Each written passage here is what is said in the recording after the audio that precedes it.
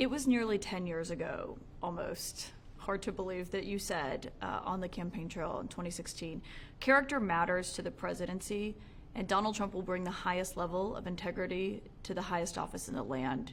You can count on it. Do you still feel that way today? Well, I want to be very clear. I'm very proud of the record of the Trump-Pence administration. President Trump and I had a good professional and personal relationship for 4.5 years. I surprise people sometimes when I tell them that we never had a crossword between us until those fateful days at the end. We're very different men. We have different ways of expressing ourselves and in some ways different priorities, but we had a great working relationship, and I think we delivered for the American people. For me, ultimately, character in public life is about doing what you said you're going to do. And we did that in our 4 years. And I will tell you that in the early days of this new Trump administration, I think the president in many ways has been doing that again. He's delivered on securing the border. He's restored morale in our military, where now recruitment in our military, having been flagging over the last several years, is now exceeding goals in every branch of our service. We took the fight to the Houthis on their soil on our terms and fought back after the Biden administration had largely abandoned the region. And I think all those steps give evidence of the fact that President Trump is keeping his word to the American people, just as we did.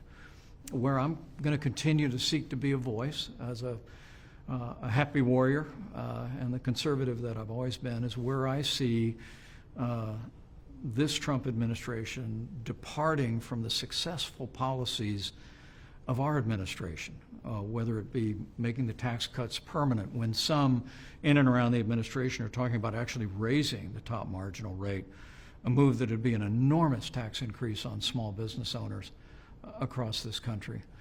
Where I see the wavering support for Ukraine, it contradicts the strong leadership on the world stage that President Trump and our administration provided in our first 4 years.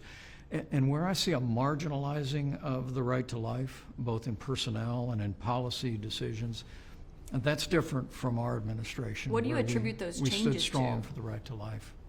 What do you attribute those changes to?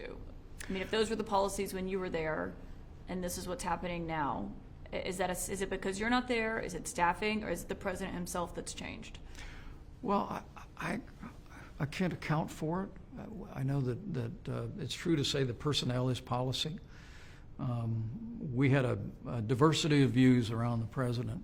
His leadership style was to put a lot of people around that resolute desk in the Oval Office, hear a lot of ideas, and I hope even from the outside that I and others can maybe give the president another thought, remind him of the policies that succeeded in our administration, that created security and prosperity and strengthened the values of the American people, preserved our liberties and our courts.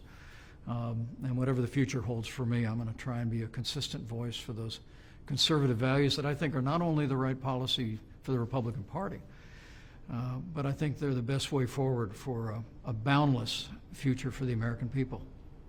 Vice President Pence, thank you for your time. Thank you, Kate.